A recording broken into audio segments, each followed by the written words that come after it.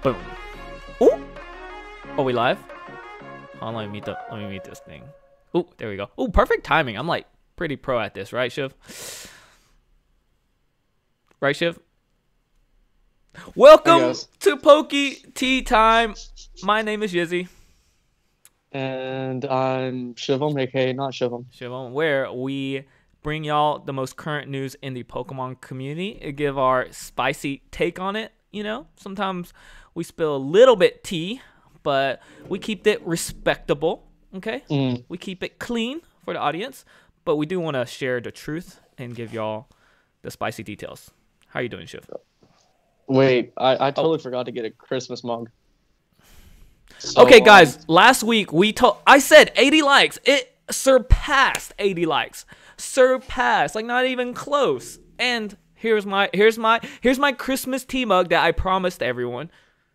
I mean, I sort of did this. I mean, this is a Christmas mug, what is right? That? Like I put a little Santa what is Claus that? hat. Chat, what is that? On my clown cup. What is that? Should work. I mean. Oh my gosh, you didn't keep your promise, man. Chat, did he keep his promise? Does that count? Yeah. Does a paper mache teacup count? Anybody? Yeah, because I'm trying to cheap out. I'm not trying to spend $1. Tea time. Who has money for that? Anyways, we are here today. We are here. Mm-hmm. We're live. Yes. This is the Shadowless podcast. No. But we will promote the Shadowless podcast. Somebody will. But before that, let's go over what we're going to talk about today, okay? Before we introduce our special guest that we won't tell y'all who it is because y'all have no idea. We're going to be talking about Shining Fates, okay? And we're going to cover kind of the general aspect of what's going on around it. From pre-orders to the community talking about it to what to expect in the future. Our hot take on what to expect from the future. And then we're going to segue into... basically... This is going to be a different sort of conversation. So a lot of times we talk about, the sort of investing and buying and selling aspect of the hobby. But in this case, we're going to be talking about content creation, content creators, the social media aspect in regards to the Pokemon community. Because as we know, where a lot of hype has come into this place in regards to the monetary aspect of Pokemon, so has the content creating side of Pokemon. And every side of it has been relatively lucrative. But we have some tea in regards to that. So, oh, your eyes got very, very big when you said that. But without further ado, Shivam, let's introduce our special guest of the week. Yeah, so we got this guy over here. He's waiting for us to pretty much introduce him. He's kind of cool. You know him. He wears like Spyro shirts and stuff like that. He may be goated. The legendary, the fantastic hairdo, the guy with the out-of-pocket TikToks, the guy who is the most tatted Pokey content creator there is, because I don't know anyone else who has many tattoos as this guy. And then on top of that, to add, this guy is one of my funniest friends there is, Jordan Fringe. Jordan Fringe, boom, boom, boom. Woo! There he is, Mr. Fringy Fringe himself. Mr. Fringe. How are you doing? I'm doing good. How are you doing? Good, good. How do you feel about a little sandwich action going on right now? I'm getting spit roasted right now. This is great. So welcome to the Shadowless podcast. This is my lovely, fantastic, beautiful, gorgeous, legendary co-host Yizzy, and we have the beautiful, legendary Jordan Fringe over here, and Nate's not here, unfortunately. He's here in spirit. Here in spirit. But should we start this Pokey Tea Time with some little razzle dazzle? Yes. Did you bring Zevia? Did you open it already? Because I've always wanted to no. Because y'all started out with cracking the can open, no? I had an open can and I poured my Zevia inside this holiday mug. I'll do it for y'all, okay? Can I do it for y'all? Okay. You do the pop. Here we go. Watch us get sponsored first. Oh my Hold on, gosh. guys. Oh, Don't did even y'all hear know that? that. Oh, that's it. Ooh. I've always wanted to do it, and I Nice. finally got Crispy. to do it. Crispy. Hey, Zevia, if y'all are looking for a sponsorship, Yeah, call um, the Shadowless podcast back called already. Pokey Tea Time. Y'all do have tea extract in here, leaf extract, so it follows along. Shiv, show him, Shiv. Looking for sponsorships where we share the most spiciest things on our podcast. So yeah, looking for sponsors. Yeah. Apparently, we're putting cans in hands. Wow, this is amazing. I'm really enjoying this, Jordan. Thank you for the tip. As Jordan likes to say, cans in hands. Love you, buddy. Yeah, I'm sure you do. Sure you do there, bud. Hey, don't worry about it. Hey, don't worry about it. All right. Maybe we'll hear one of Jordan's legendary impersonations. So, Yeah, we'll see how the night goes. It's young. So we're gonna go ahead and get this started off. One of the biggest news that's going on in the Pokemon community is Shining Fates. And so I just want to hear your quick take in regards to Shining Fates so far, Yizzy, and we'll throw it over to our good pal Jordan. Okay. Should I? Okay, I got two questions. Should I talk about the order part of it or just the community opinions on it? No, just your overall opinion in regards to Shining Fates so far. What do you like about it? What do you not like about it? So Shining Fates. Did you just call it Shining Legends? No, I said Shining Fates. Oh, okay. A lot of people have been tripping up over it. We're clearly going to be calling it the wrong name throughout like this next couple of months. But I see a lot of people panicking, right? I see a lot of pre-orders up right now. And if y'all know nothing about pre-orders, I mean, I'm talking about the chat. How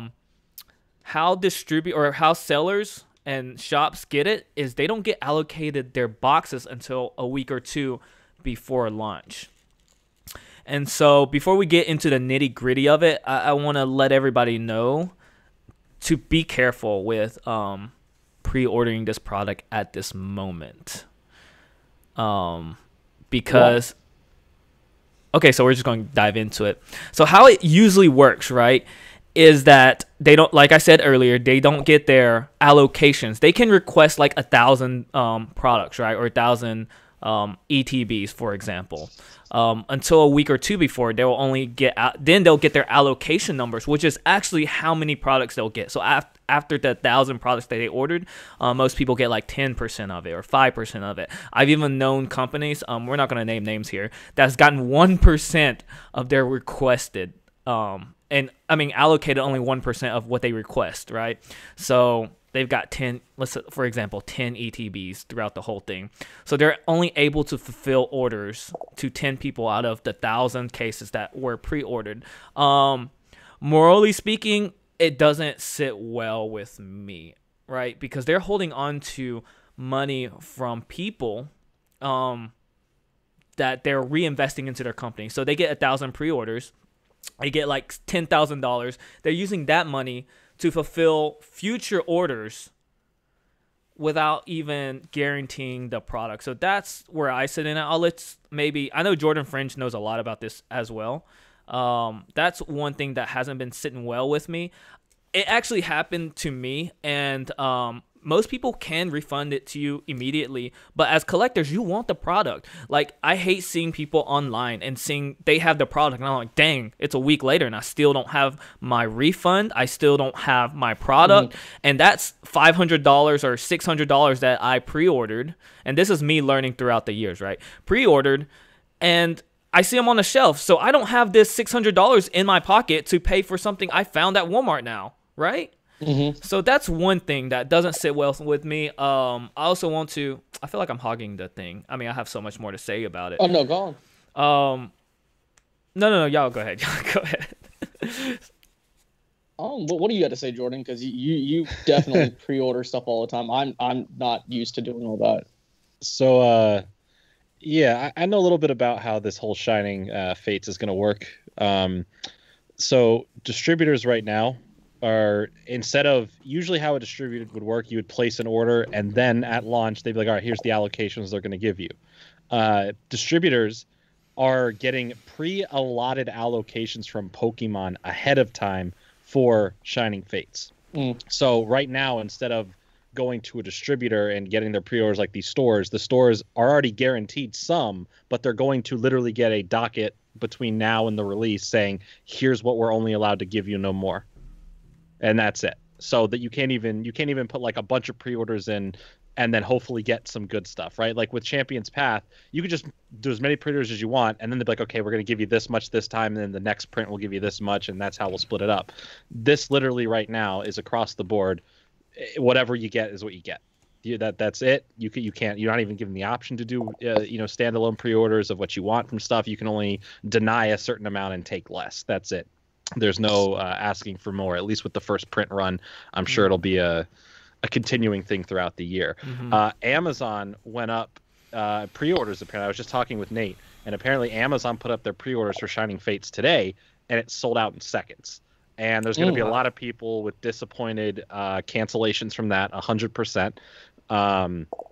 That's where we get into the weird statistics of pre-ordering through other sellers, right? The people are saying, okay, pre-order through me, because some of these people are going to probably take in, literally at this point with Shining Fates, with the hype around it, I don't even they're probably going to get a smallest fraction of what the pre-orders demanded. Like Champion's Path was already bad enough. I would say at about a 60-40% of what they thought they were going to get. We're talking here with Shining Fate numbers, a tenth. Like, if you get like 100,000 pre-orders, you maybe could fill a tenth fraction at the highest, but I even doubt that.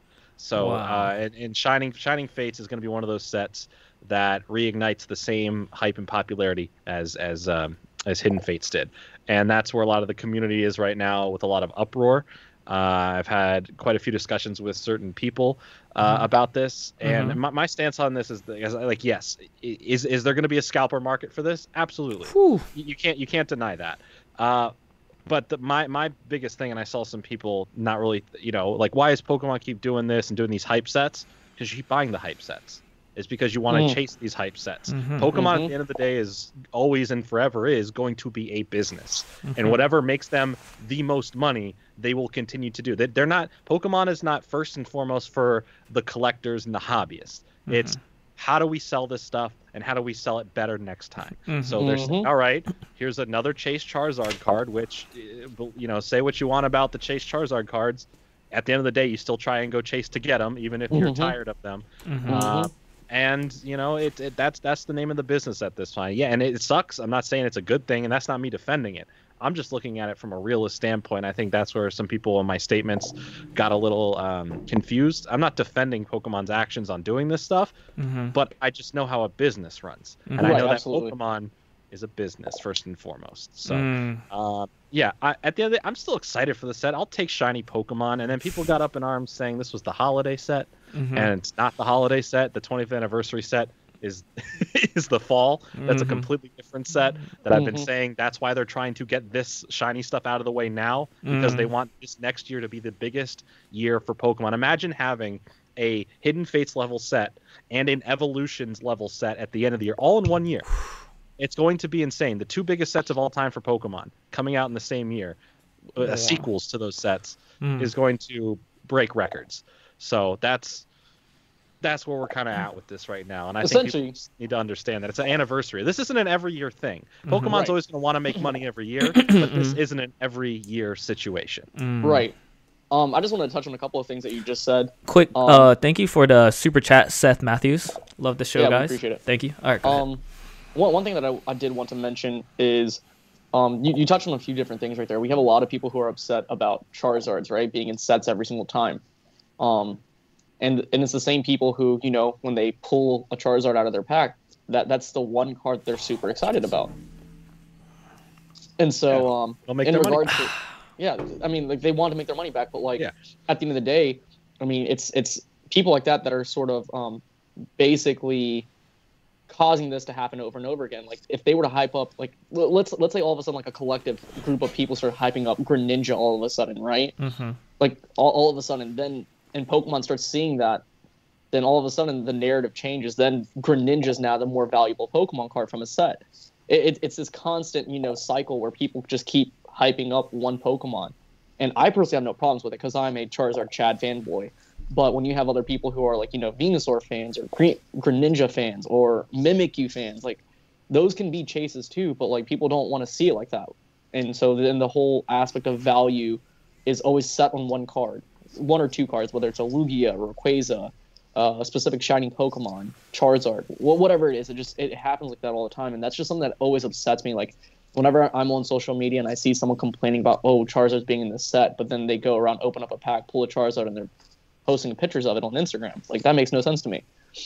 Another thing I wanted to say is like where we're talking about Shining Fates, and obviously based upon what you're saying that this is going to be one of the most demanding sets this year, do you think that Pokemon, the company itself, has something bigger in their sleeves where it's just gonna be the end all? Like this is going to be the biggest set of all time? I guess yes and no. That really depends on the collector's aspect of what they actually do bring to the table. I think for the people that grew up with Pokemon, I think there'll be some nice surprises this year for that, and for newer generations to get into, look back at some older stuff. But it really depends, where people put their money, what they put their money on. Evolution's the reason why you see that set literally, even though it's still worth more money now than an average set, you see it in every product because it's the most printed and most sold set of all time. Mm-hmm. Hidden Fates had the most reprints of all time because it's a hype in demand set. And don't think for 1 second that when you can't find throughout the release, throughout all the summer, even into the holidays, where you can't find Shining Fates, that there isn't reprints around the corner for that set. They're going to constantly, if you say, I can't find it, it'll have the Hidden Fates level of ups and downs. It'll be readily available, taken away. Readily available, taken away. This month, December, over a year and several months since Hidden Fates came out, and we're getting ETB reprints this month. That's how crazy that set is. So if you think Shining Fates is just going to be a one and done, you can't find it on shelves, you're not looking at the bigger picture of how Pokemon Company operates. And they're going to have a massive set at the end of the year as well, that defined on your perspective of what massive means, but a true to form. If you like evolutions, it should be something along those lines, to bring some sort of nostalgia. This time, it may actually just be a holiday set and not a regular set. Like Evolutions was still a numbered set in the X and Y series. This might actually just now be a holiday set, which means if that's true, all bets are off of what they can do. They can reprint any era at that point. They can mix and match any cards they want because it's not part of a proper set that has to follow any sort of proper rules. The only thing Evolutions did different was they made the cards look old, but it still played within the new format. Right. So I'm interested to see what they do. Do you think... I was going to say, do you think they'll pull another thing just like Evolutions, or do you think they'll just do something completely left field than what you're thinking? I think it's like one or the other. I think it could be one or the other. I also think it can be a bit of both, and I also don't think it could be just limited to a one thing. Who's to say they don't have an Evolutions 2 type set as a regular November release, but also have an anniversary set that is another, throwback to something else, a big anniversary celebration of all the generations. So there could be something huge they can do, because there's a whole backlog of Wizards of the Coast cards that they have not printed themselves. And I know that they want to get more of those artworks in their own hands, basically, to put it on their own cards. That's why throughout Sun and Moon, you saw a lot of reprinted artwork on a lot of cards. You're like, I remember this artwork from this old set. They just reused the artwork, put it on a newer type of card. You're making everybody salivate right now, talking about reprinting art from Neo, from the WotC. I would love it. I would love that, and that's great. I think, going back real quick to the whole Shining Fates thing, one of the issues that I was seeing with it, and I don't mean this word in a negative sense where I'm trying to go at anyone about this. No, go ahead, spill the tea, man. It definitely is a level of hypocrisy for the people, for people going, I have to buy out Shiny Star V, I have to open up Shiny Star V from Japan, I have to open it, get these packs, open it, pull the Charizard, and then when they go, hey, these cards are coming out in English, and here's the set, to then go, I'm going to boycott this set now. You have every right to do that, and I'm not taking that away from you. I'm just saying you can't, doing one without the other is just it's weird to me. saying, "Oh, I have to get this. I have to open these. I'm going to flex the cards that are in this. I'm going for the Charizard. Here we go. I got it. That's incredible." Then it comes to the, like, did you not expect it to come to the States?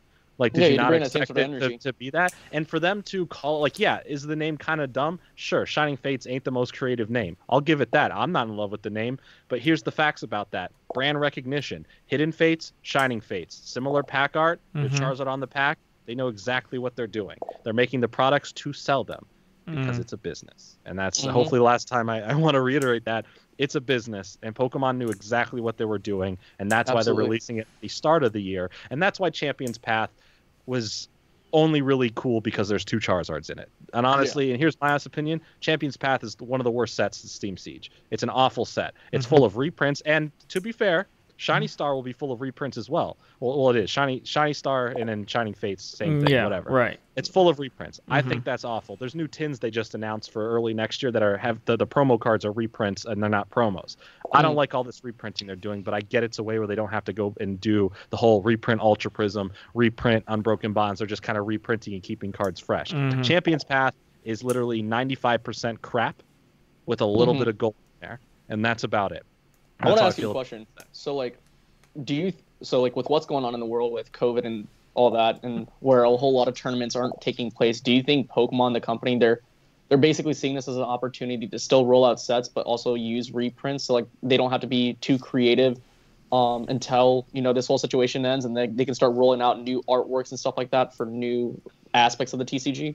I think that's not too far off. I think there's a little bit of that of them trying to work around it and still pump out stuff. I think it's definitely been an easier way for them to not be far behind, because we all thought back when COVID was first hitting, the gap between Sword and Shield base and Rebel Clash, we're like, oh, is Rebel Clash going to miss its release date now? What's going to happen? And they didn't, and we didn't know how far along they were because it took us forever to see what Darkness Ablaze had in store. Like, we didn't know what cards were in there up until the set basically came out. And then lo and behold, we find out, oh, they're way ahead of it, because we're seeing Shining Fates cards in English that have leaked out of the factory 4 months before the set comes out. So we know they're properly ahead, way more ahead than anyone has ever expected. And I do think a lot of that, especially having 2 things back to back, Champion's Path, well, I mean, Vivid Voltage in between that, but basically Champion's Path, 2 Shining Fates, both are just full of reprints. It was very easy for them to say, okay, we're going to make these really nice cards and just fill in the gaps here. All right, here's another Marnie. Here's this reprint of this holo, this and that. And then, boom, you have a set. And then there you go. You send it out. And it's going to sell regardless. Even if it's full of reprints, you're still putting 120 plus shinies in there. That's the goes. That's what they're going for. Yeah, we're getting Toxtricity VMAX again. Yeah, we're getting this holo again. But there's other cards in there that are the go-to cards that people are going to get. That subset is going to be everything. And some may say, why not just make a pack with a smaller set and just go for the subset stuff? Keeping cards in rotation, and they're making it more of a harder aspect to collect those cards, keeping those cards at a chase level. All of those shinies in there, like if you go back and look at Hidden Fates, majority of shinies have value, whether it's a small amount of value or a lot of value. A lot of them have value because you don't get them in every pack. You're not guaranteed. Yeah, they retain value really well. Yeah. Are some of these reprints playable cards too? I know like some people from competitive scene they're playable, so they do try to cater a little towards the TCG player side. Well, they're keeping them in rotation longer by reprinting them. Correct. Wow, that was a lot, guys. Nice one, Jordan. I really like the information. I was soaking it in like a sponge. No problem. It's a very drop some dimes. Very interesting topic. I've seen a lot of interesting feedback from people on the internet about Shining Fates. Yeah, so I want to my 2 cents. Regurgitate something you said that I wrote it down and I wanted to talk about it. Is the you kind of spoke upon like history repeats itself, right? The way people are reacting to Shiny Fates. Look at Hidden Fates. Guys, please don't freak out. They've been like Jordan said, they've been reprinting for the past year and a half at this point, right? It came out in August, and it was 29. Almost, yeah. Yeah, and they just reprinted Hidden Fate. So if you're freaking out and overpaying and taking these pre-orders in, let's even think about Champion's Path. We're seeing so much double and Hattering boxes. You're going to get your hands on this, whether it be Wave 2, 3, definitely not Wave 1. The ETBs were just reprinted and sent out this week from distributors. Right. So there's ETBs out in the wild again. Yeah. Don't pay $70 for them. Yeah. Don't pay $80 for them. They're $50. Look at Basically, They yes. are. They're readily available, and they're going to be more readily available. I also just suggest don't buying the set. But hey, that's me. No, yeah. I've seen distributors, like online distributors, initially they were selling it for $100, $120, $85, $90. I see it all. Literally this week, right? After announcing Shiny, they all dropped it. $60, $50, $55. How ridiculous is that? How do you have a price drop in a matter of 5 days from a $180, $90 product to $50, $60?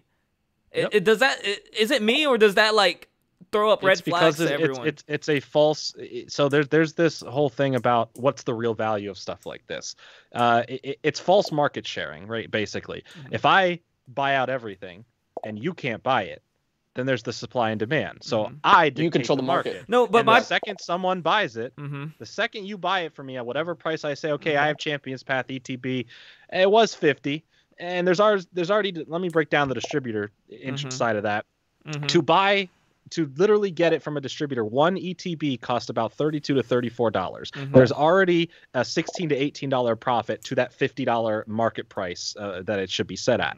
Anything above that is just extra money going into someone's pocket. Right. That is it's nothing money. It's a fugazi price. Right. So if I said give me $100 for it, I just upsold you over 100% in profit for Right. myself.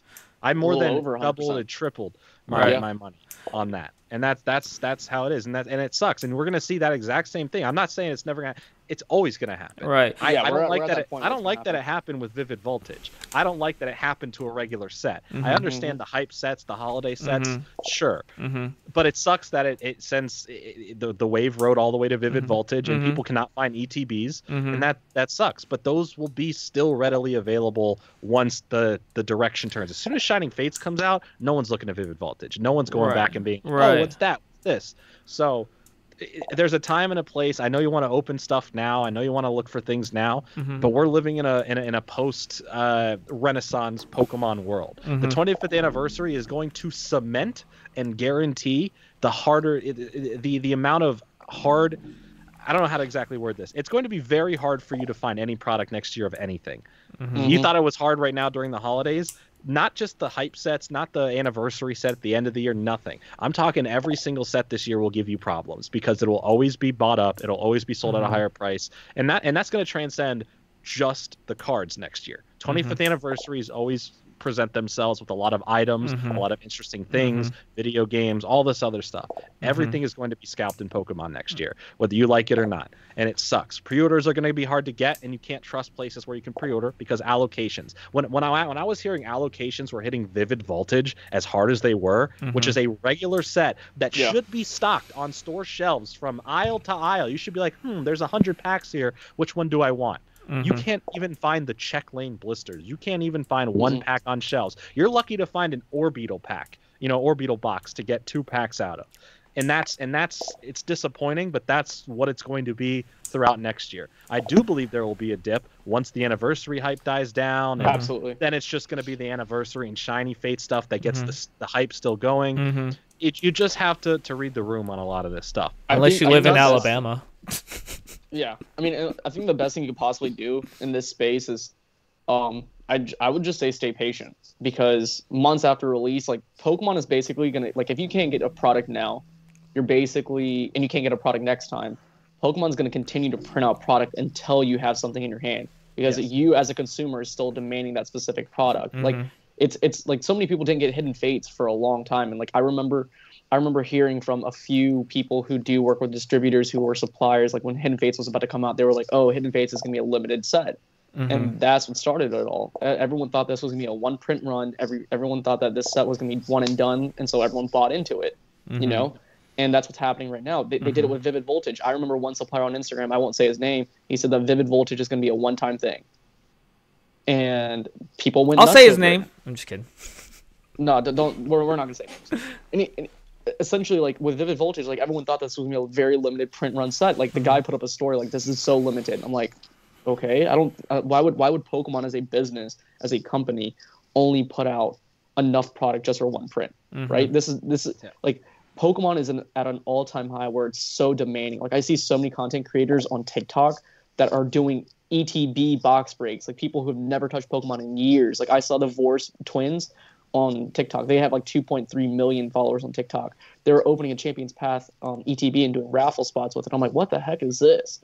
But like we're in a new stage of phenomena. Like this isn't like Pokemania like it was back in 1999. This is Pokemania 2.0, where things are a lot more different now. Like back then, people were going crazy just because it was Pokemon. Nowadays, people are just going crazy because it's Pokemon and there's money involved. We're also all adults now. All the people who have been into it. There's all different types of adults. The adults who stuck with it and are collectors. The adults who can see a money opportunity. There's a lot of different aspects to it now. Pokemon is the biggest media franchise in the world. It's the most. Pikachu is the most recognizable character across the world. There's a reason why Pokemon, no matter, even if you say, oh, this is it, this is the end, even if they have a downslope of people collecting, like after the 25th anniversary, the hype beasters who come into this type of thing are going to dip. They've already started to dip. Yeah. You know, there already is a dip in that after Champions Path was kind of a fluke for them. So we're going to see that dip back down, but it will still 100% be the biggest thing in the world. There is nothing that is even close to surpassing Pokemon, so there's no way there's ever going to be a shortage forever. That's why they're going back and reprinting old sets. That's why they're going and reprinting cards in current sets to keep them, you know, relative. They're making sure the product will eventually get to you, even if you can't get it right this second. Yes. And it sucks. And I do feel for the people who can't get it right this second. There's some things that it's easier to get for certain people. There's a lot of people in the Pokemon card community. The reason why they get it so easy, they go through distributors. They don't go to Walmart. They don't go to Target. They go through a distributor and they get what they're allocated. Now that's not even, they can just buy whatever they want, carte blanche, and then act like they got it for regular price so they can sell it for higher and make more profit, because there's a lot of people that do that. So be careful out there and watch out for those people.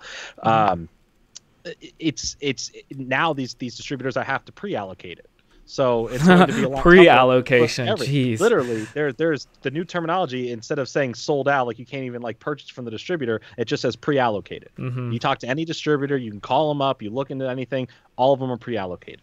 Jeez, there's no way you're going to be able to just regularly find this stuff. And on store shelves, you know what's going to happen when you go to a Target on a stock day? There's going to be 5 people sitting around there going, I want this, I want this, I want this, and grab everything. You go to Walmart, same thing. That's just how it is right now. People are going to buy one and flex it. They're going to buy 10. They're going to flex that I got this, and the prices are going to go everywhere. If you really want it and you really want to get something, it's easier to stick certain things out. If you really need it, then sure, you're probably going to pay the crazy prices for it. At that point, just don't buy the product and buy the individual cards you want, because it'll be more advantageous for you to spend the money all that you can't even find the products that they're charging double, triple for on just buying the cards that are worth money, because you're going to spend all that money trying to pull that card anyway. So just go and do that. And that's where your value is going to be on that. And it sucks. I mean, the biggest thing, an aspect a lot of people like to bring up, and I agree, is kids. At the end of the day, this is why I don't get in arguments with people about Pokemon cards. When someone wants to discuss things, I'll have a discussion. But if anyone wants to ever have an argument with this, I am not going to argue about a kid's cardboard collectible. I'm not going. That is the funniest thing in the world to me, to have an argument about a kid's piece of cardboard that's shiny. That is so stupid. These are kids' products that we as adults still love and collect, because they can also be an adult collecting hobby. But at the end of the day, you buying everything out of a store, and that one kid that comes in, oh yeah, ooh, boo-hoo, poor kid. That's an easy mentality to have when you're right there in that moment. And it's like, oh, for me. But there is that factor. There's a lot of kids who would get excited as heck for one pack. 100%. And not even thought of going to the store and going, okay, I'm going to buy 99% and leave that one pack, and that person who's buying all the stuff will go, you know what? There's a chance that Charizard can be in that pack. I'm going to buy it too. And that fear of missing out, that I need to have it all, I need to have the best, I need to get this. It sucks, and I hope one day there is a switch that's flipped and people can kind of respect the collecting aspect of it again. But right now, this is a seller's market.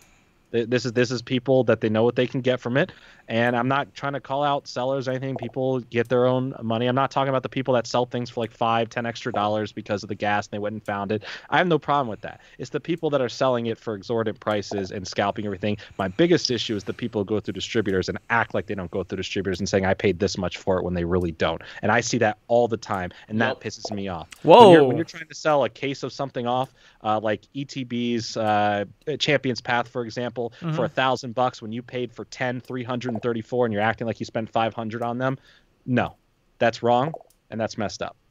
Especially that you're not letting information out that's saying, oh, I 100% got these from a distributor and I paid less for them. Would it even be more messed up if they bought it retail at the same time? It's still messed up to charge that much of a price jump on them. Right. I just think it's a little more messed up when you're acting like you spent that. Yeah.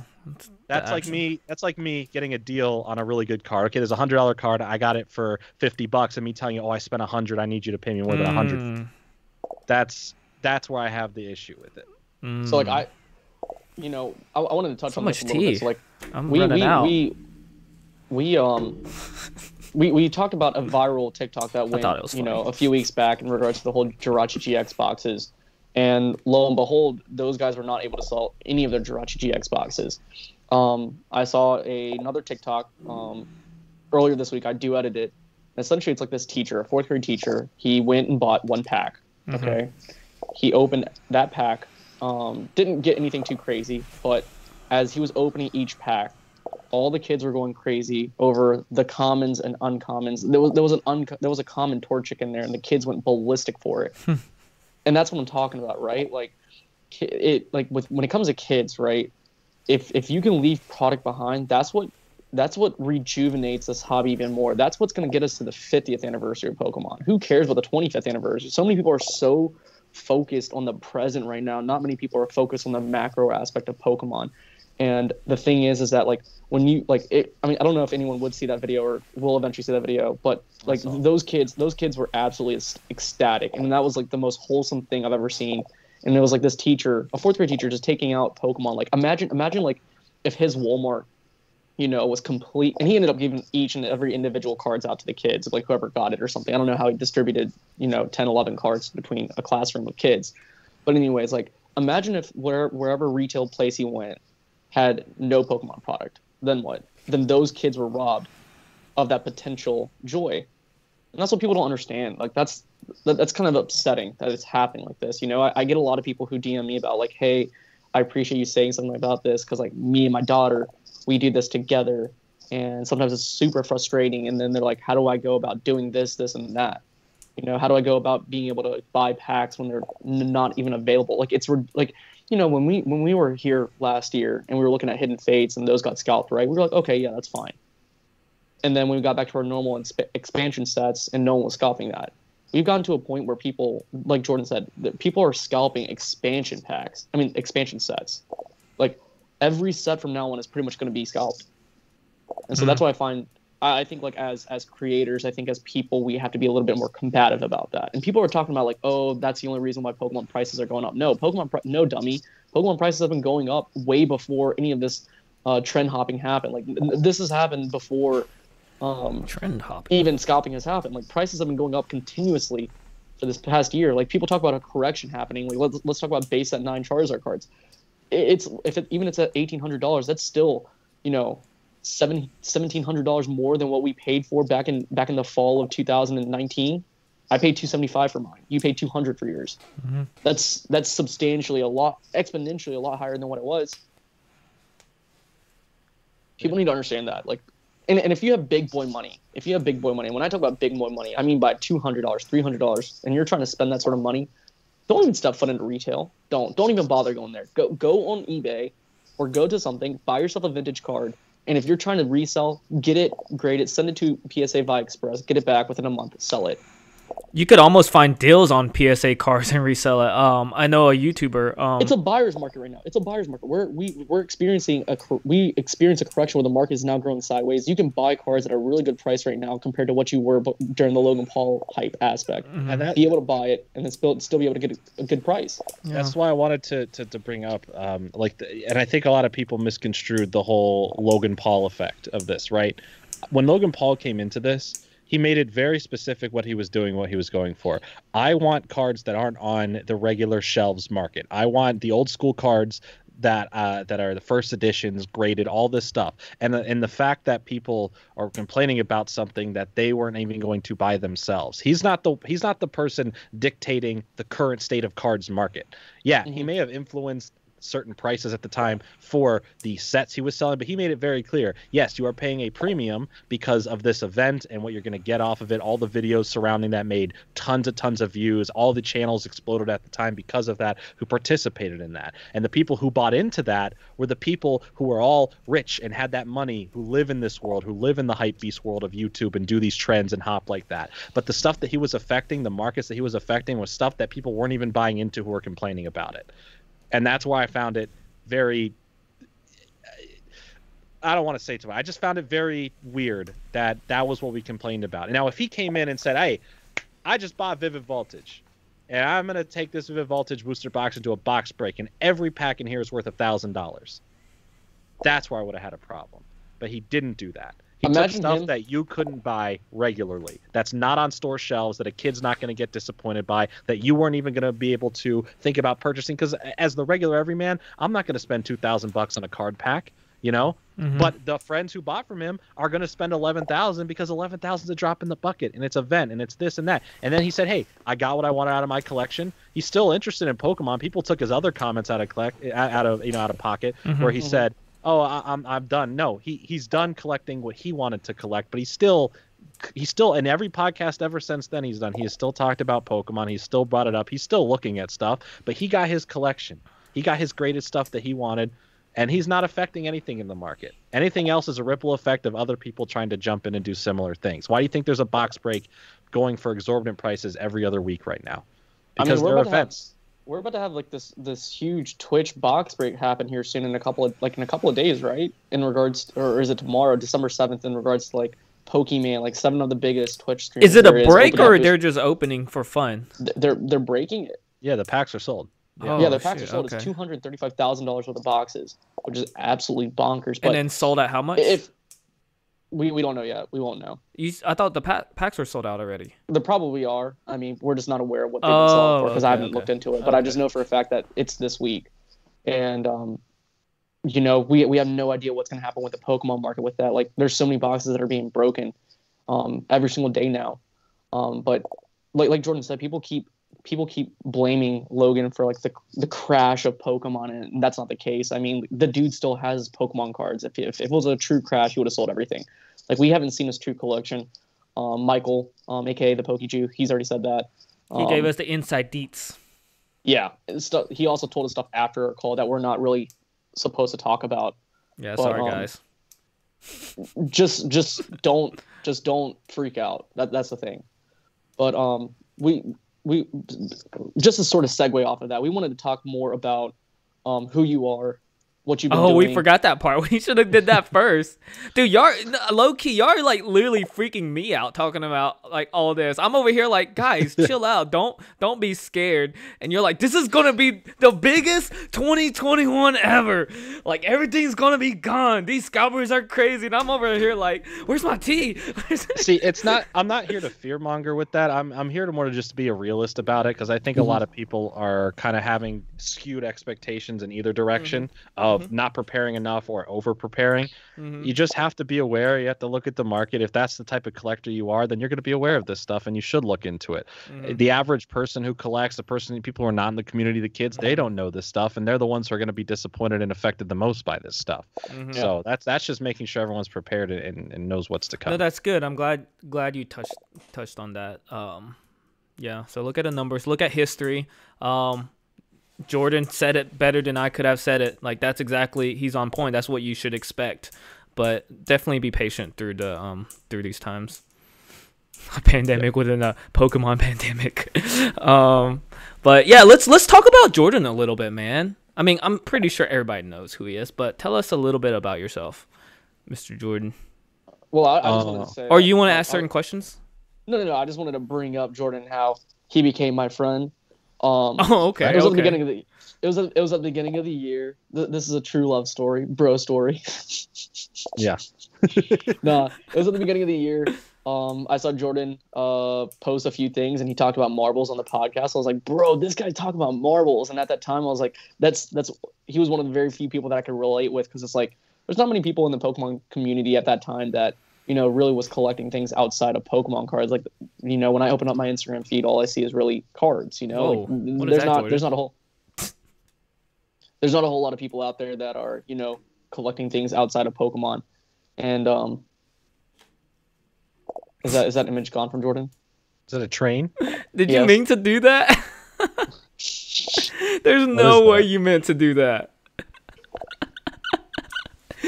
Like, am I supposed to know something about this? Like, what's going on here? It's still there. Keep going. It's part of the bit. Anyways, essentially, it's like Jordan's coming for you. Really get it? Friends. Choo choo.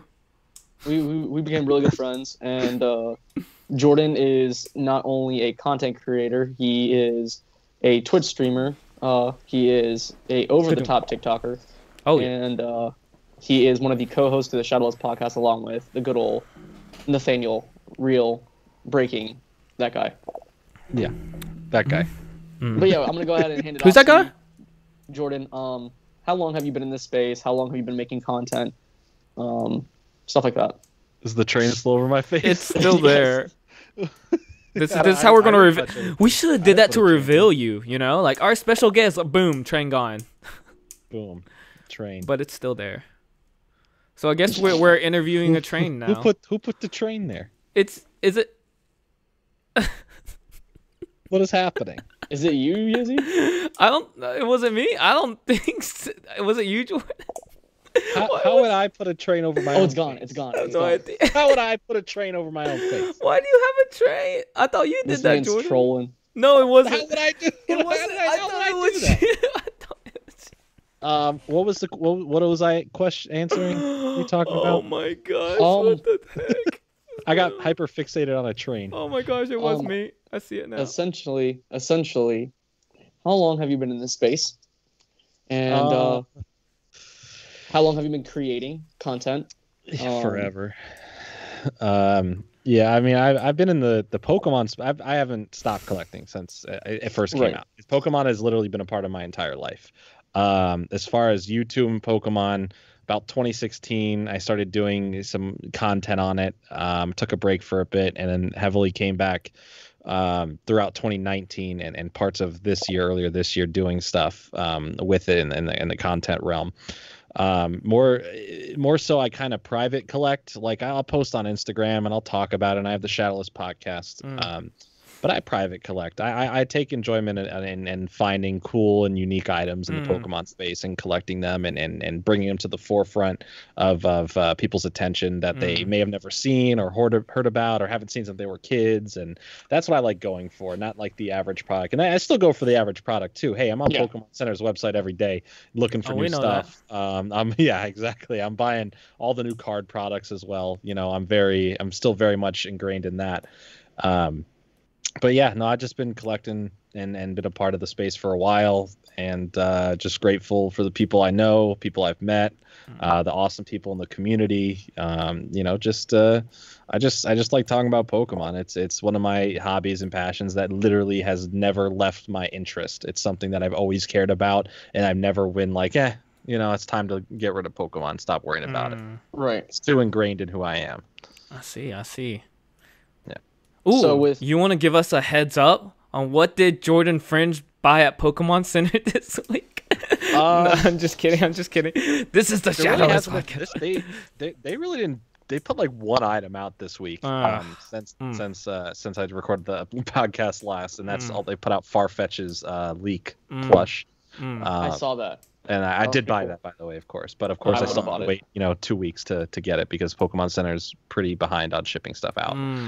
So yeah, nothing too crazy this week on there. Yeah, I mean the craziest thing I got, it's the last video on my channel that came out about 3 weeks ago. Was I completed the 3 North American arcades that Pokemon put out. We all know the Pokemon Pachinko ball catch game that like Nate has used to have in the background of his videos. I got that one, and then 2 weeks later I was able to, thanks to an awesome person, I forget the numbers or the name, but name is Sega, on Instagram. Let me just, I do want to give a proper shout out because I Go ahead. where credit is due. Because without this person, I definitely would never have these items. Sega and then period 2584. Super nice person, came to me with a private, message saying, hey, I like the podcast, I like, the content you did in the past, and like I saw you got the machine, and I basically had the opportunity to go and make history by getting these 2 other machines that, when I talk to people, they have heard of the red one but not the blue one. So there's a blue, red, and yellow machines, just like the original games. One's pop, one's spin, one's catch. I did a whole video on them. They're also, the special thing about the blue and the red one is they are serial number 001s, both of them. They are both prototype number 1 machines, first off the line. They still run. They're in pretty great condition. I still have some touching up to do on certain parts of them. And then touching up just meaning fixing a couple things. I'm not trying to make it like brand new and ruin its authenticity. But those are probably the biggest, something I never would have thought to have in my life, never, let alone cram it in my house.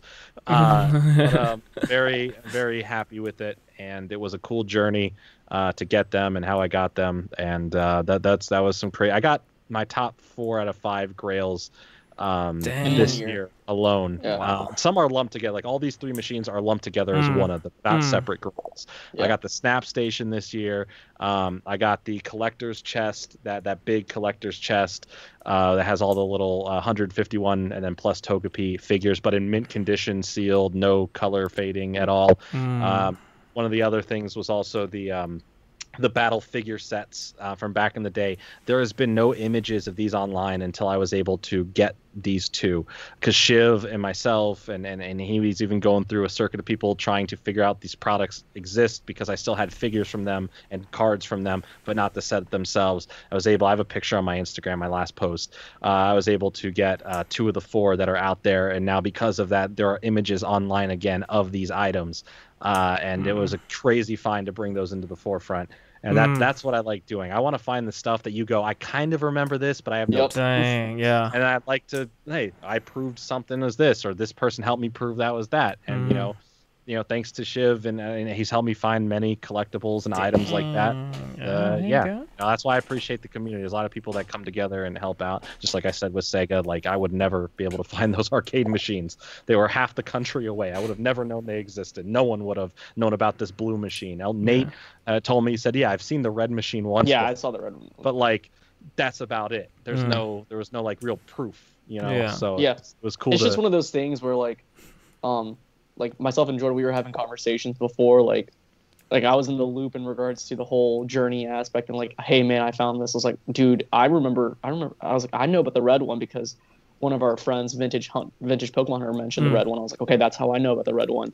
Yeah, but shout out to him. He helped me. He went to Ohio with me to get these machines. Wow. So without him, actually also helped me, bring the yellow machine inside my place. So big shout out to him too, because he's one of the nicest dudes I know. Like he's able to help me find stuff. Like one of the things that I've been working on is being able to complete the first ever sealed shiny combat figures that Hasbro produced. This is the most rare Hasbro line ever produced, and he sent me a DM a few weeks back. It's like, Sheem, I found this, but a person that I bought my Scythers from ended up buying it, so he might be selling it to me in the spring. But anyways, it's just one of those things where collectors, people who are truly invested into this hobby, people who are the real definition of the community, they're willing to help each other out. There is no gain. There is no ulterior motives. There is no making money off of your friends. There is no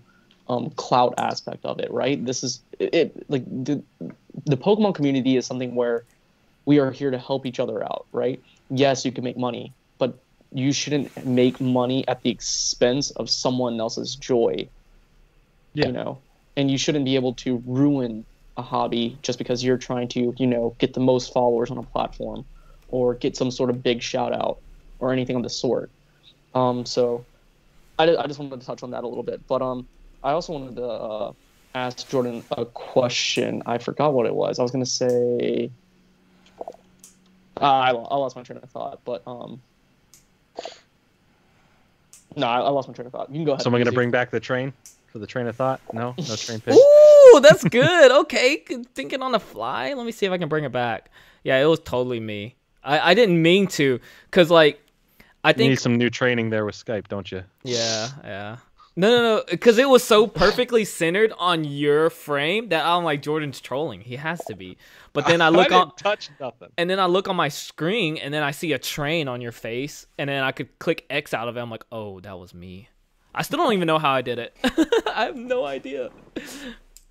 But yeah, that's a pretty cool. Yeah, and if y'all want to see like his journey on how he got it, or like his whole vlog on it, I guess you can say. I mean, there's a really good editing on the video, but it's on his channel. It's on his channel, Jordan Fringe. Literally, just type in Jordan Fringe. You're like the only Jordan Fringe, right? Well, you're the first thing that pops up. Like you type in Jordan Fringe and you see his beautiful face, like ding. So can't miss this right here, Mr. Sandwich, right there in the middle. So ugly bug. We're gonna go ahead and bring this into our next topic. Oh, this is the spicy stuff. Yeah. Dang. So why'd you say it that way? No, like, cause like usually the spicy stuff is the last topic, and it's like it's coming to an end. That's why I said it like that. No. Let's do. It's past midnight now, you know. Ooh. Oh, let's. Should we do a sleeper real quick, like a quick sleeper, since we do it every week, and then. Yeah, let's go ahead and do a sleeper. Okay. All right, so. Typically speaking, we like to give our guests the opportunity to bring in a sleeper of the week, and we never really tell our guests if they're going to bring a sleeper of the week. How entertaining if Shadowless Podcast was like a live vlog. That'd be so funny. I feel like the Shadowless Podcast would go on for hours, knowing those two. Yeah. Literally, our recordings go on forever because before we even record, we sit for like 2 hours and talk. Then we record for an hour and a half to 2 hours, and then we still sit and talk for longer. And we're like, oh, well, there goes our whole day. Oh yeah, go ahead. Sorry, Shiv, I didn't mean to interrupt you. So yeah, sleeper of the week. I'll make an intro. Jordan, so what do you think is highly underrated, and what do you think is highly what do you think what do you think in regards to some? I don't know. I can't think straight. What's something that you think is slept on, and what do you think is underrated right now? In the Pokemon world, just name one it could thing. Be cards, it could be collectibles, it could be anything. Definitely the collectibles. I do think the cards get all the attention, and the cards are great. That's why most people collect anything. But like, the collectibles is what like gets me really excited. Like a cool card is like yes, and I put it in a binder and I never look at it again. You know, like that's like cards are great, and I'll go look at them. But it's like I get to put statues and cereal boxes and you know. Pumpkin, you know, Pikachu, jack-o'-lanterns everywhere I want, you know. I can get a Pikachu ornament for my tree, like you know. I like stuff like that. What's something specific that you think is completely underrated in regards to Pokemon collectibles? Completely underrated. I'm trying to thinking of something that really hasn't like ascended in value because no one really talks about it. Honestly. You don't have to pick from your S tier list. Maybe B tier. I would say definitely I would say there's a good people sleep on the marbles, man. Like the marbles themselves, like you can get like I have half of the sealed little like carrying case ones, like the king, like the like you can get those for really good prices. You can buy the bags and stuff for decent prices. You know, and there's rare items within that. Like you have probably the rarest item, Shiv, in the marble collection game, the full holder display. Yeah, so this right here, I don't know if you can see it, but that is the Pokeball carrying case. Oh, okay. Wow. I bought that last year. Like as soon as I came back to the hobby, I spent $176 on it. It's completely sealed. Hasn't been opened. Wow. I mean, the Pokeball Marble Art launcher is one of them. I haven't seen any sealed yet, but with that display case, I think I have the only one so far that I've seen. via social media in regards to that. I have most of the series 1 completed in regards to the Marvel. I Marvel think I may pouches. see it somewhere else in the next week. But Okay, But, no, sorry, keep going. it's just one of those things. Like that's how like myself and Jordan connected in that regard. Because like Pokemon Marbles for me was like so nostalgic. Like I used to play with them as a kid. I remember having a bunch of them. I used to get them for like birthdays and Christmas. Like I remember like getting Ooh. them and like opening them. Like I loved it, man. Mm-hmm. It's great. Yeah, I mean, like I said, Pokemon toys, Pokemon, any collectibles that are very much vintage, I think is still very much slept on. Like I think I wouldn't say it's slept on as much as it was, a few months ago. I'm starting to see stuff like even empty boxes in regards to food items sell for a buttload of money. Like I'm pretty sure I saw like, I don't think the food stuff is slept on. I think that's very competitive. Yeah, that's very competitive. I try not to get into that market. And for the people who have wanted stuff like, let's say, macaroni boxes, right?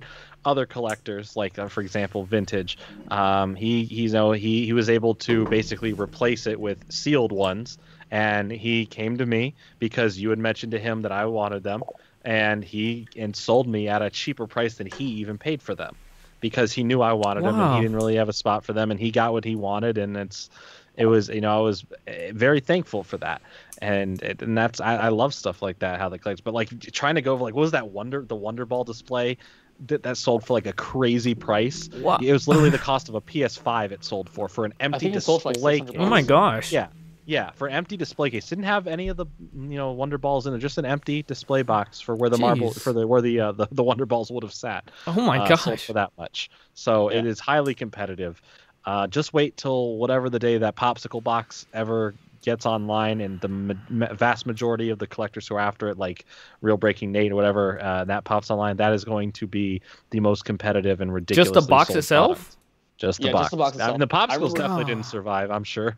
Yeah, unless somebody kept it in the freezer, with this collector. So a few months ago, I immediately DM'd Jordan about this image that popped up on one of the Facebook groups that I'm an admin of, and it was the Popsicle box, and I was like, "Look, this is it." I'm pretty sure the person had emptied out all the juice, but still kept all the wrappings inside the box and everything.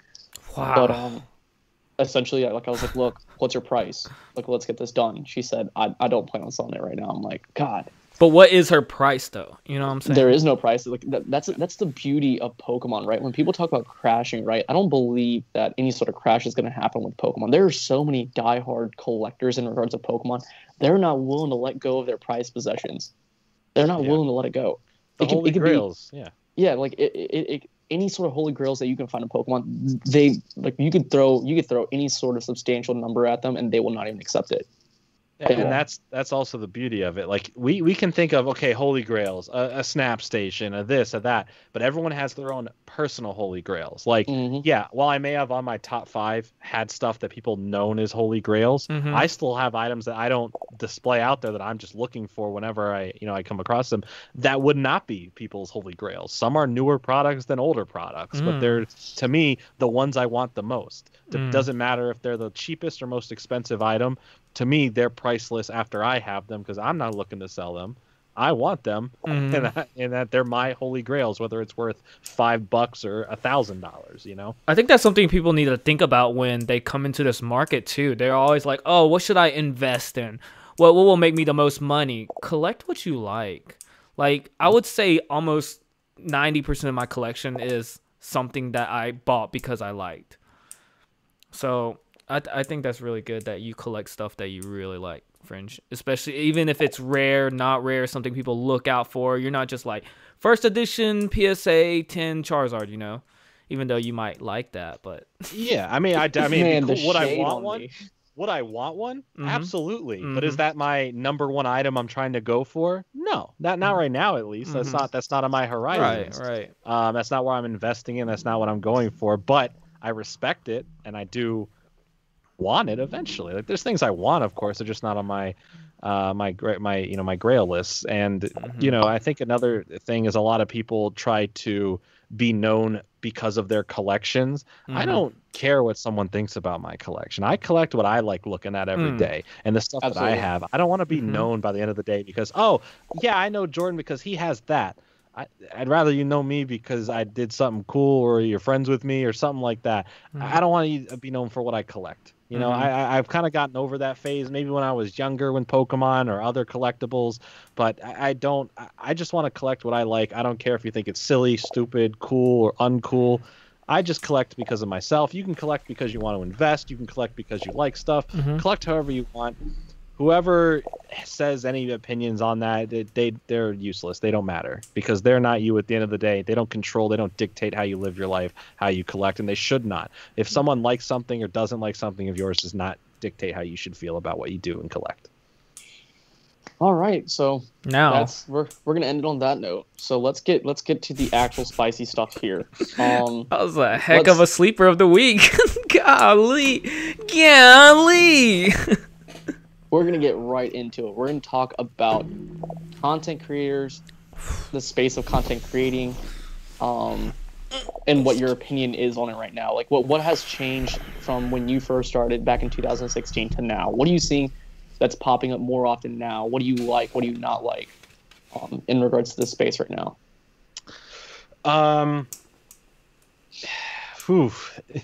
Wait, should we cheers to this first? Like tea? Grab your teas out, guys. Let's have cheers. Cheers. I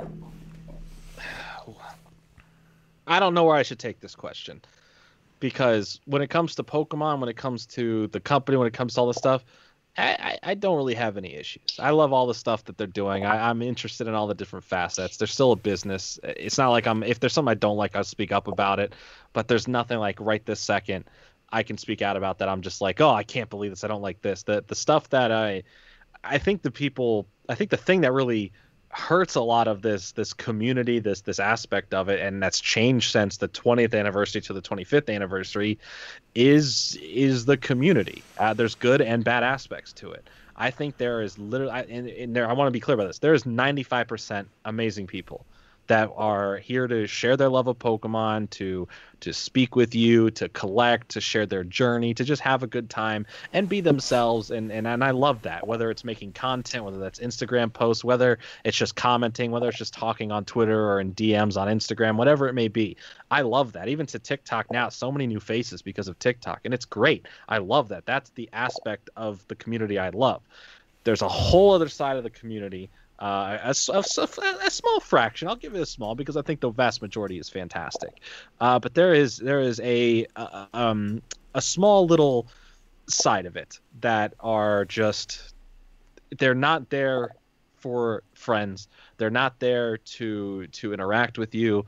They're there to grow and build it, which there's nothing wrong with growing a community, growing a brand and all that. But for doing it for the wrong reasons, as of the examples of befriending someone to use them, to get something out of them, to get to other people, to do this, to grow their numbers and then forget them when they pass them.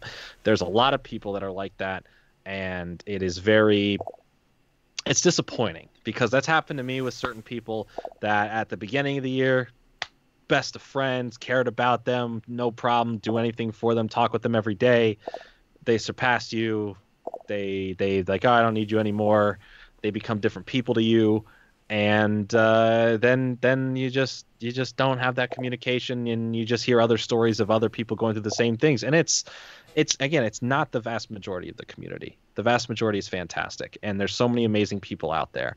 But there's just a few rotten eggs that try to spoil the bunch. It's a hard bunch to spoil, but they definitely make it less advantageous for me to go on to Instagram every day with a smile and go, all right, what's going to happen on Instagram? Because every time I open the app now, I feel like there's some new drama. Not with me, between other people. Again, like I said at the start of this, I am not going to have an argument with you over cardboard, over shiny cardboard that was meant for kids to collect. I'm not going to do that. I'm an adult, and if that's the drama you're trying to bring to me, there are so many other things going on in the world that I would care about more than arguing about cardboard. So that's where I lie on that. If you have disagreements with me, if you disagree with some of my stances, which I don't go out there and make this stance and dictate this. I don't do that, right? I'll say my 2 cents and opinions on things that matter. or are more important than other issues regarding the Pokemon stuff. But I'm not going to argue with you. Feel free to dislike me. Feel free to not communicate. That's fine. I'm here to just be a friend to people. I'm here to collect. I'm here to show my collection, meet people. Like that's how I meet people like Yizzy and Shivam, and how we've connected. It's all from this whole aspect of collecting and sharing the love of Pokemon.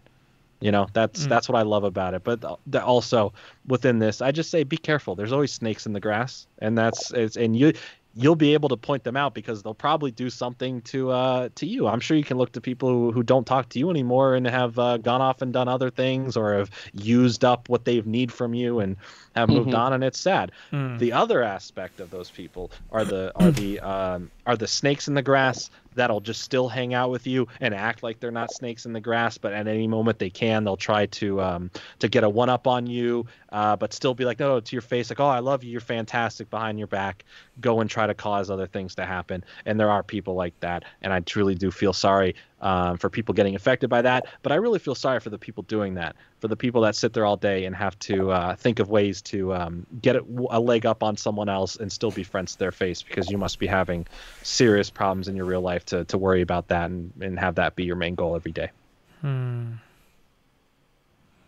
Wow. So like in this regard, like I sometimes run into issues with the same sort of thing in regards to the Pokemon community, where I have people, it's sort of the same thing. Like I've run into the same issues in that regard, whether it's content creating, whether it's collecting or anything of the sort. Like I've had people, sort of imitate everything that I do, down to almost the same sort of captions, down to the same sort of things that I buy, down to the same sort of pieces of cringy content that I make on TikTok. Like I make cringy content on TikTok. I'll own up to that. I make funny TikToks. I make over the top TikToks. I just make TikToks, because I use their views.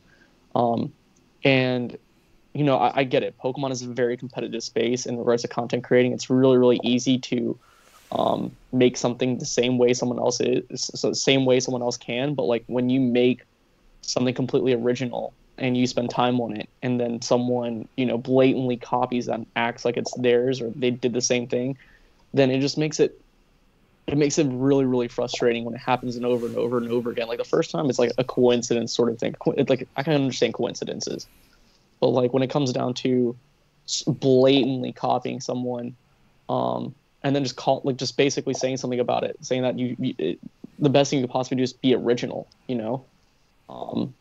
I've ran into plenty of issues in that regard. Another issue that I've run into is people harping over credit, right? Whatever happened to just doing something out of kindness for someone, and then not have someone say, oh, you didn't shout me out, whatever happened to that? I think that's the issue that we do have in this community, and people are just so fixated on being able to impress other people rather than, just growing their own collection for their own sake, right?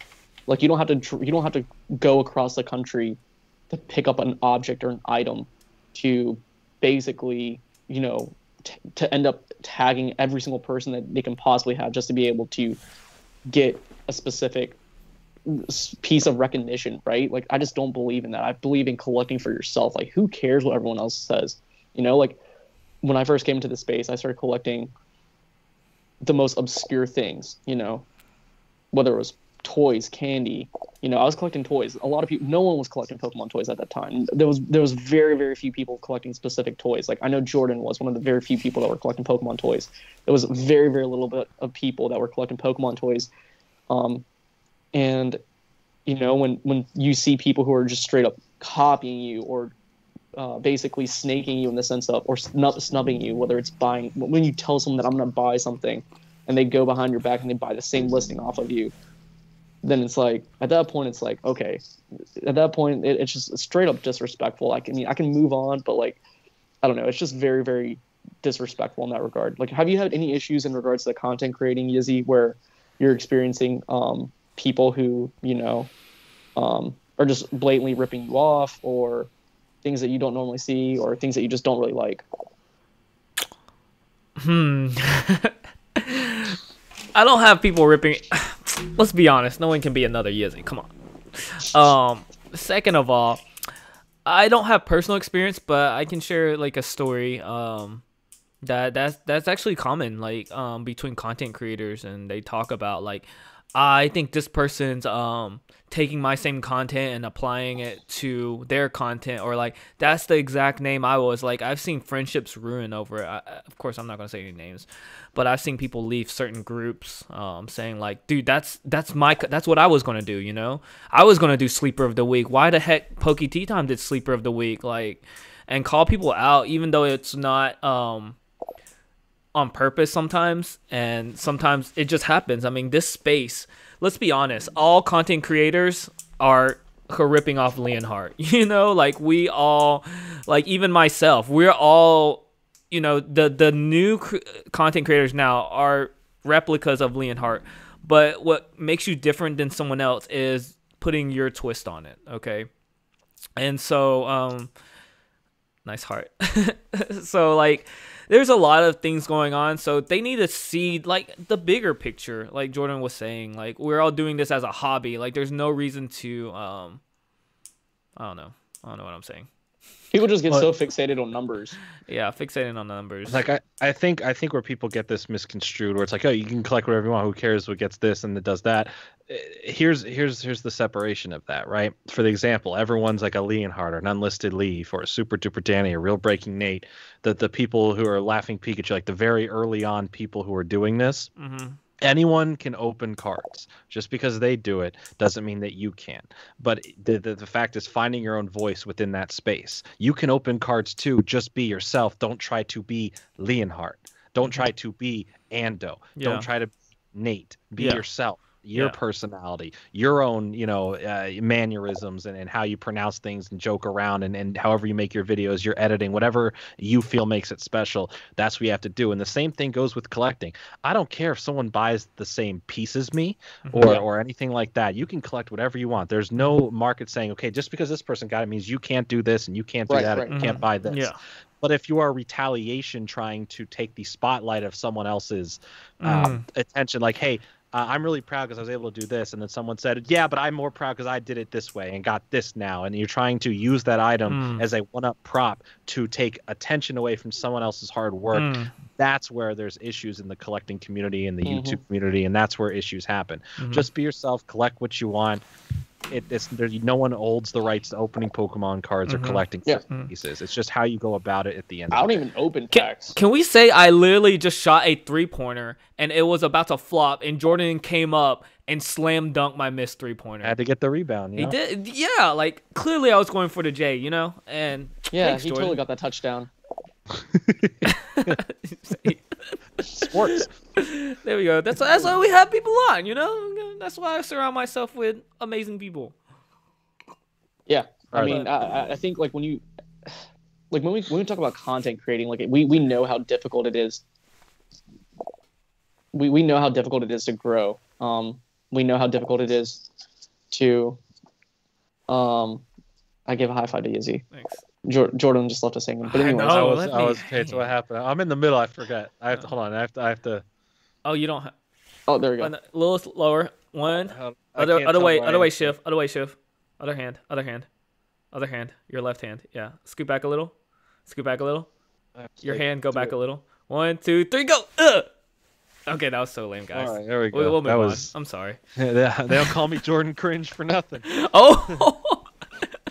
Okay. I never heard of that one. That's good. See, I came up with the joke a long time ago saying, hey, it's Jordan Cringe, and then people tried to use it as an insult. I'm like, I made the joke up. How is that going to hurt me? It's my joke. I just the last thing I just wanted to say is there's a lot of content creators out there, big or small. I don't consider myself big at all. I don't think Jordan considers himself big. I don't think Izzy considers himself big. No. I'm a little crumb man. I think like when it comes to content creating, like so many people struggle to, you know, grow, and I understand that. I understand the frustration, but if you can just stick with what you're doing and you love with you can show the passion that you have with what you have, and you're working hard at it, then you're going to continuously grow. I think that the moment you start producing content for the sake of others, that's when the hobby dies at that point. At that point, like there is no hobby. Like there's nothing enjoyable about it. You're only just doing this to impress people. And I think that's what that's the biggest issue. Mm. Spot on, man. Yeah. But But on that note, let Yizzy hand it off. I'm gonna hand it off to Yizzy on this one. wait. I didn't plan past this. I mean, we're just chilling, guys. We're just chilling and giving You you our guys hot want to move on to a live Q&A? Ooh. What time is it? 12:28. Wow, I think this is our longest podcast. What the heck? It is. That's crazy. Jordan spit some gems. I feel like that was just a lot of. I feel like that was just a lot of tea. You know, like I can't. I'm trying to like bounce off y'all, but I think y'all killed it. To be honest. Yeah. To be honest. Yeah, I'm down for a Q&A about the community. From the community, Yeah. I think this guy has it's been content like raving. We're gonna answer you, Vinny V. Is there any possibilities to have the same hollow print out as your Gold Star Rayquaza that sold on eBay on this date when you just sent the exact same card to PSA just recently? Huh? Exact same print out of Gold Star Razor is sold on eBay when you just sent the exact same card to PSA just recently. Oh, okay. So first of all,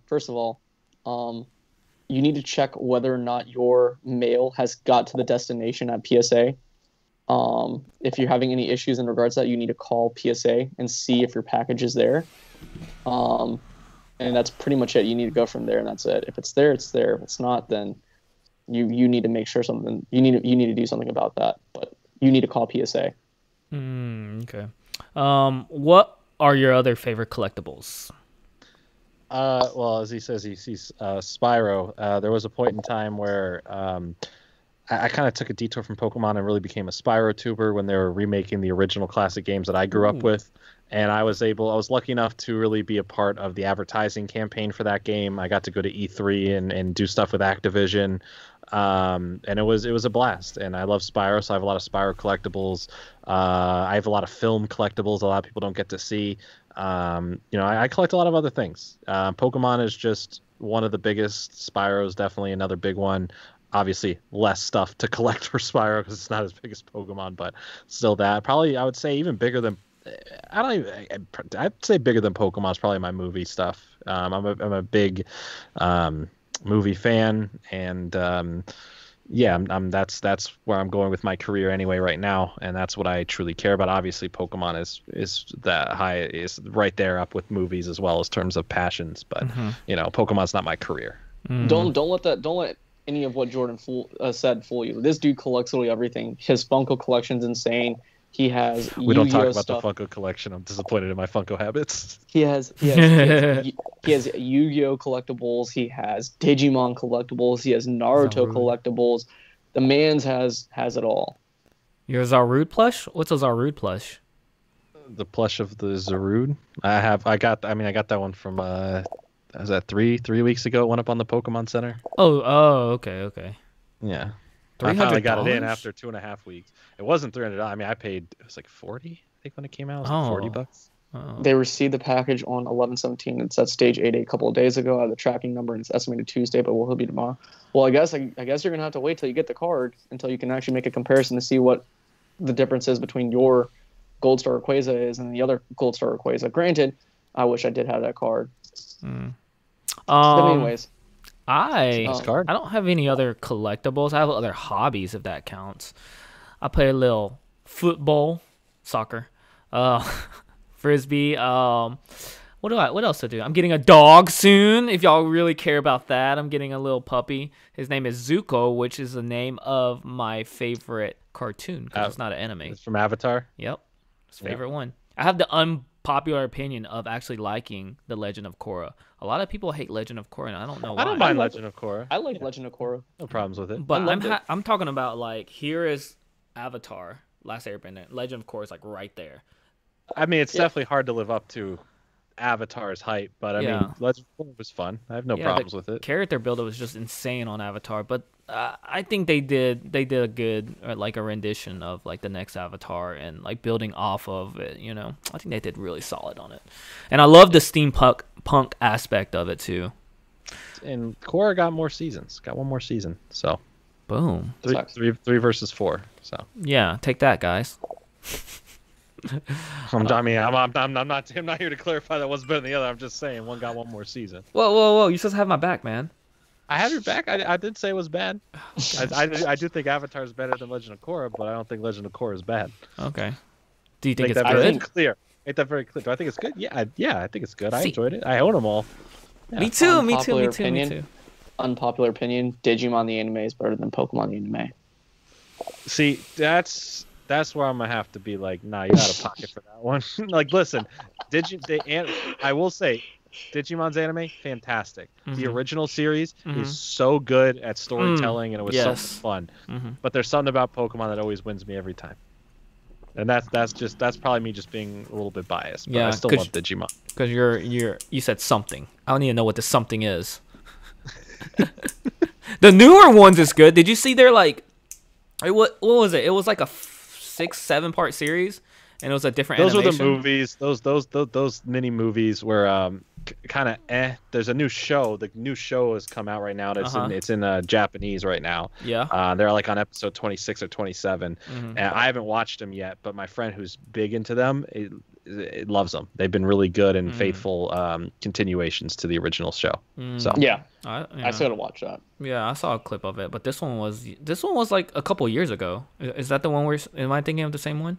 you're thinking of the movie sets that come out a couple years ago. Yeah, Oh, okay, they, okay. they were mini parts, but then they came out as these hour and a half Oh. movies. There's 6 of them. He's talking about Digimon Try, right? No, I'm not. It's definitely Pokemon. There's a Charizard in it, and his name was Red. Okay. I got a special delivery Pikachu, waiting for the special delivery Charizard. Random question: do y'all like old school Burger King Charizard and Japanese top song? That's so random. Like he was like going this way, and he just went whoop. We're all waiting for that delivery Charizard. Yeah. We're all waiting for that. You want to give us the inside deets of when it's coming out? Huh? Look, I didn't think it was happening on Black Friday or any of that. I think they wanted to, or Cyber Monday. I definitely think they wanted to. They're waiting for something, and there's a possibility now it may not even be December because of how backed up they are for December with orders, especially also opening it to a completely new country. So it's definitely been a busy time for them, and those Pikachus went out fast. Yeah. So you think these Charizards are gonna go out even faster. So just be prepared. We're probably not gonna get a warning. It's probably just going to appear, and there's gonna be news articles right away about it, and that's when you jump on them. Like we saw the Pikachu kind of phase out within less than the first week that it popped up on there. So this Charizard could be out by the end of the day with how many orders people are going to try and place to get it. Yeah. So just be ready. Obviously when I find information, I just put it on my Instagram story and be like, hey, it's out. So go follow him. There you go. You want the latest, hottest? I mean, y'all all probably already do Why follow you him. flex like that? Yeah, stop flexing. But No, the guy asked for Japanese top. Jordan, cards. do you think- I'm interested in them? do you think I think they're gonna re-release that Pikachu delivery card. I really do think so.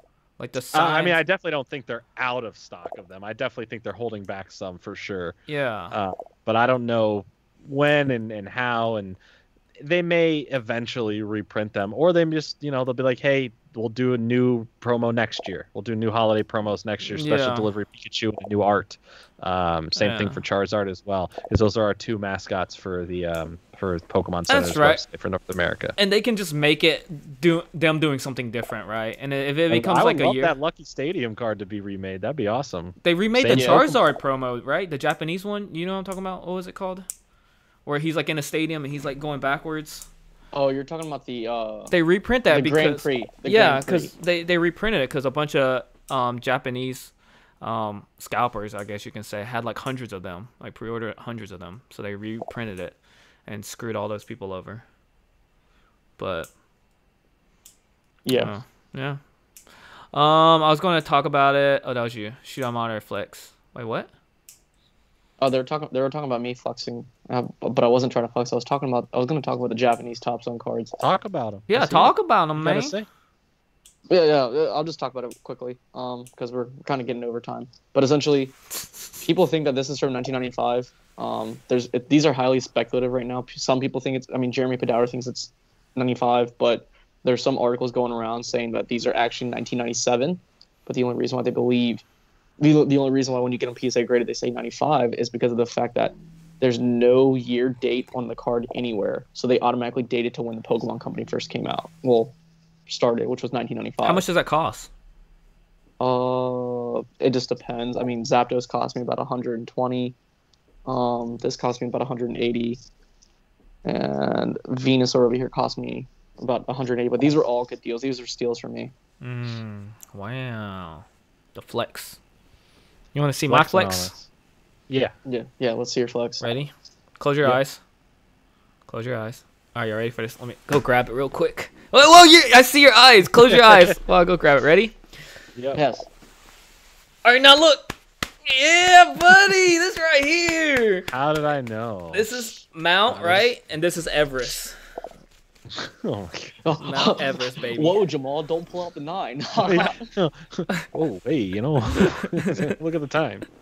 No, I haven't worked out in like since March. I'm talking about like lift any weights. Oh, I've been lifting a lot. I'm getting yoked, guys. Yeah, I know. You post on your story all the time. Kiss them. No. I don't want to get corona. But I think on that note, I think that concludes it, right? I mean, I think we spoke about enough that we can talk about without having to say names or anything of the sort. Man, I got so much to clip up, guys. I'm gonna have so much fun. How much clickbait off my name? Jordan called out who? Oh yeah, hit me with them ideas. I mean, hey, listen. At the end of the day, I don't want to use my platform to directly. You won't ever find me calling out someone's name or speaking on any other people, because I don't. At the end of the day, when it comes to strong minds, big minds, smart people don't spend their time talking about other people in these regards. If you have nothing to do, that's what you spend your time doing. You worry about other people's lives. You worry about what else someone's doing. Focus on your life. Focus on the people that matter and you care about. Have fun with that. Don't waste your time getting in drama or speaking on something.